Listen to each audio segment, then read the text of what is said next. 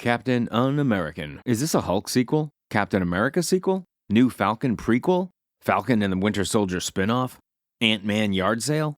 And who is playing Captain America or Falcon, or neither? And that's not Captain America, that's not the Falcon, and that's not the Hulk. This movie has an identity crisis. No wonder it tested poorly. People thought it was the next Indiana Jones movie. Or was it Buster Scruggs? You know, this movie is a terrible superhero movie, a terrible political thriller, and a terrible Western. But let's not hang more on this film than it was trying to be. For me, Captain America represents a lot of different things, and I don't think the term America should be one of those representations. Cut! Okay, it's okay. Hey Hollywood, more money on rewrites means less money on reshoots. Learn it, know it, live it. Now, I gotta admit that I'm not a big comic book guy. I don't know all the backstory and lore, but I love movies and I know what I like. And I didn't like this. It was a half-baked story about Dr. Gumby Professor Pizza Bubble Biscuit Head, Dr. Gumby Pizza Bubble Biscuit Head, trying to tarnish the legacy of a president while competing for control of an alien resource that we're all going to share? How'd that work out for oil? I drink your milkshake. I drink it up! Now we share things? Right. Hey movie, clarity. Get your story straight. It doesn't have to be about saving the universe. In fact, a compelling story with deeply personal stakes not involving saving the world would be much appreciated at this point. This movie not only tarnishes Captain America, it tarnishes Falcon. And the made-for-TV cool bro vibes are corny, and not endearing either of these characters to anyone, least of all me. And I like Anthony Mackie, and Danny Ramirez playing Robin, he's got good screen presence. Too bad the script is a disaster. And we'll be coming back to that sentiment a lot, because it all starts with the script. I'll give a quick recap of the first act, no spoilers, but really, if we mashed up all the food you ate in one day, dumped it on the floor, would you really be able to tell what part of it was your breakfast? That's the forensic mess we have to sift through here. Number 1. I like stories. So we open with an action scene. Not only does Falcon have the shield, but he also has Captain America's fight choreographer. Everything here just feels less like Falcon has the Cap mantle, and more like Cap's here wearing Falcon's face. His face. Oh. The speed, the superhuman timing, the shield manipulation. There's nothing here to give Falcon some distinction from the way that Captain America fought. That's how much these characters mean to these filmmakers. Just swap out their identity. The kids will love it. Some bang bang, smash smash, that's all they want. Then Sam, his protege, it's not really explained well that this guy's taking over Falcon's role the way Falcon's moving up to Cap. Are these titles now? Is this a corporate hierarchy? Is it CEO Captain America? Hey Black Widow, good news. There's room to move up this power structure. Oh wait. Never mind. Hey Hawkeye, good news. Anyway, I guess at this point I should just be happy that there's a moment with no on-the-nose, hand-holding exposition.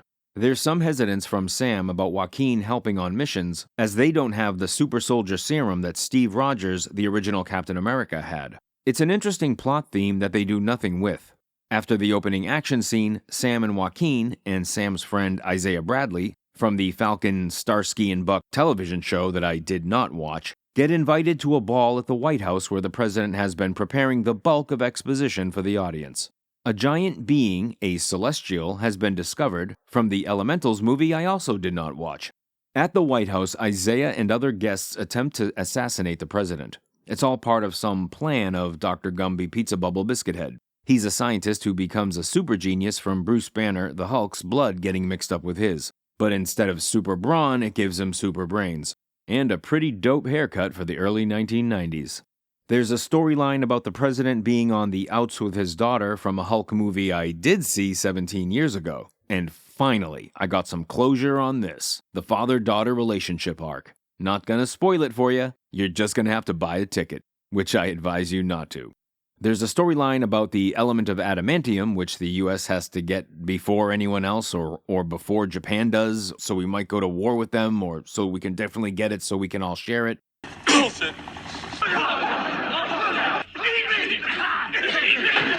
The aforementioned attempt on the president's life and his compromised inner circle, sleeper agents, Isaiah is jailed for this. It's another storyline, but does anybody care? Even films like In the Line of Fire, which had a similar theme, the focus was on a Secret Service agent who had been there when JFK was assassinated, and he was looking for redemption, a chance to redeem himself. Even that movie, the public weren't clutching pearls over a presidential assassination storyline. Does anybody care about this one? At a time when the last 3 election cycles all the candidates running had the lowest approval ratings on record? Read the room. Nobody likes anyone in power these days. I mean, that's something you can bet on even when times are good. These days, pick another story to tell. And the big baddie, Gumby Pizza Bubble, he wants to tarnish the president's legacy? Who cares? Let him do it. Hey, Pizza Bubble, are you not paying attention? Chances are by the end of his first term, he's gonna tarnish himself. They all do. Number 2.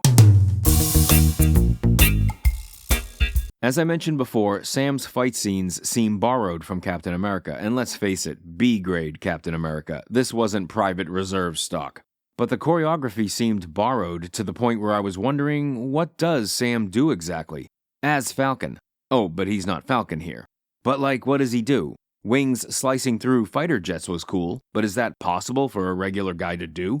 The firefight scene with Giancarlo Esposito, who I've been a huge fan of since Do the Right Thing. Hey, Sal, how come you got no brothers up on the wall here? The original Dr. Gumby Pizza Bubble Biscuit Head. That scene was kinda cool. For a minute. Then it was over. Number 3. I don't really know who Sam is, and that's a problem. That's a problem if this is who your movie is about.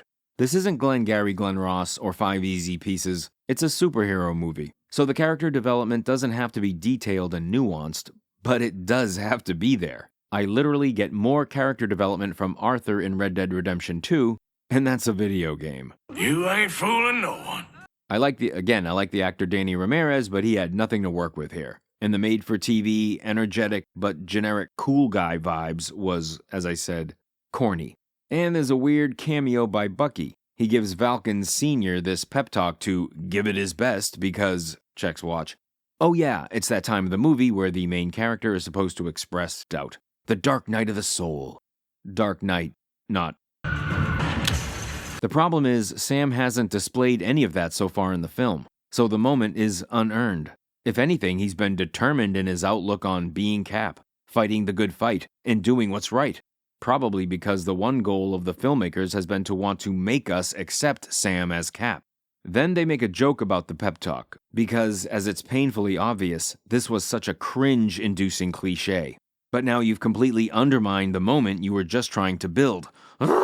You're driving me crazy. At the end of the scene, Bucky says he's got to run campaign fundraiser. So stupid. If it's so stupid, then why are you doing it?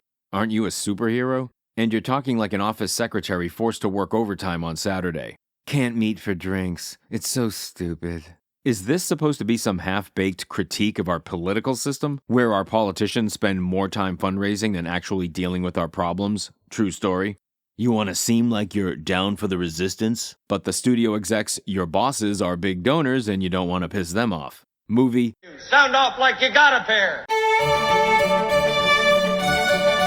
I learned that I'd really like to see a Hulk smash movie. A good one. As a kid, the Hulk was one of my favorite characters, but the recent films have all sucked. But he's fun to watch smash stuff, especially if you get the CGI right. This might have been my favorite part of the movie, although it did raise more questions. Isn't Sam just a human? How was he able to withstand getting hit by this guy? I also learned about myself that I would like to see a good, mid-level, modest-budget, cloak-and-dagger Falcon movie. Instead of trying to make him relatable, a mistake sorely learned by the makers of Aqua Bro, make him more of a sleuth, a detective. Make him wicked smart. I mean, these filmmakers couldn't do it. But get good writers and listen up, Hollywood. More money on rewrites means less money on reshoots. Look at it, remember it, and keep it in your fucking brain. Why didn't they make a good medium-budget Falcon movie? Just a few set pieces, but well-written, that endears us and ingratiates us to the character. He's not a major superhero, a household name, so you can't justify a big budget on a lesser-known character. But if you start out realistically, endear us to him, and show him challenged by the big superbrain Biscuithead, and he's able to battle him on wits, Now you've staked out strengths that are unique to Falcon, and you can build from there to a bigger budget spectacular. The shield adds nothing to the character of Falcon. It just reminds us of another character that he's not. It's like giving Falcon web shooters. Remember that other character that he's not? You're actually undermining Falcon by saddling him with Cap's shield. This whole who's the next Captain America thing, it's like the boss at work died and everyone wants his title, but no one wants to admit it. Thanks for clicking in.